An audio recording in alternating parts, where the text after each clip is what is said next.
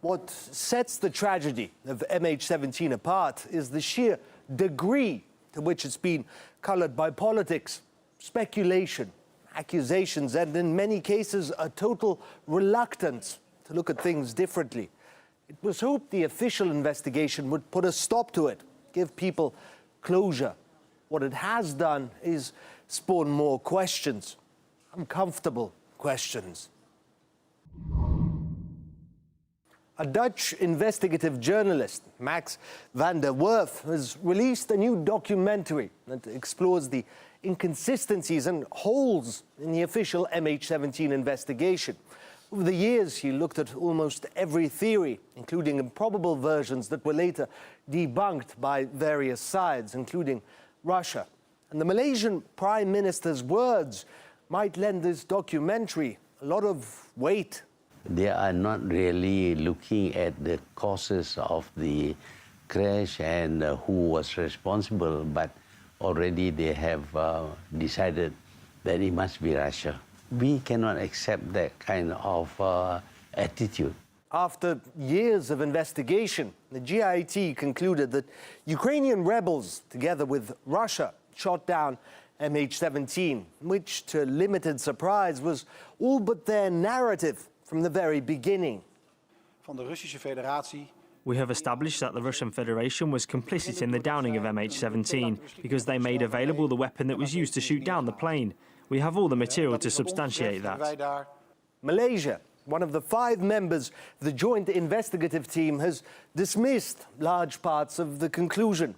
They say they were all but sidelined from the investigation, and it wasn't so much an investigation, says the Prime Minister, as a hunt for ways to blame it on Russia.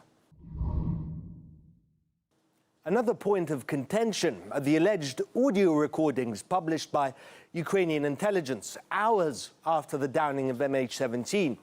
They're taken as the only source, taken with faith. My question is, what is the source of the tapped reports? These are mainly tapped conversations from the Ukrainian service.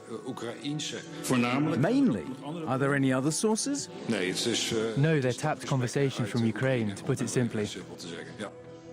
Call sign Khmuri is one of the JIT's 4 suspects who investigators allege was involved in the downing of the jet. He says that while the voice in the recordings is his, it was edited and stitched together to say what he didn't say. It's your voice. The conversation took place, but on a different date. What else? Well, they edited the whole thing.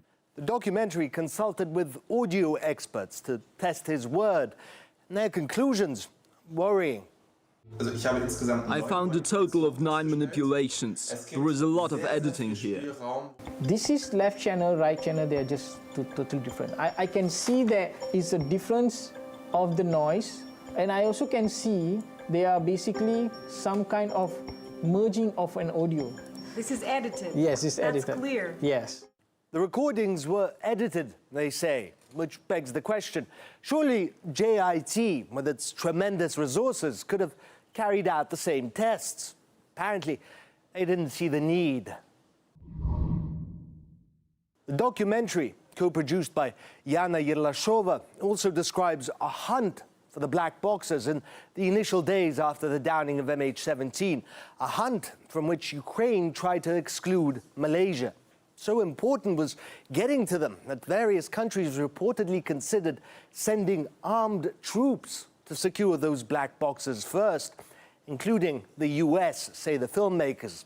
What was less important were the remains of MH17. I remember visiting the crash site years later.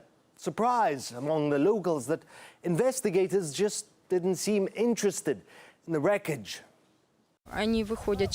They would contact us via phone through their translators to ask whether we'd found any wreckage. If there was, we would take photos of it for its size to be seen.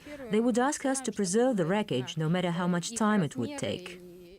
It got to the point where locals took it upon themselves to collect wreckage and call the JIT to come pick it up, sometimes waiting for months.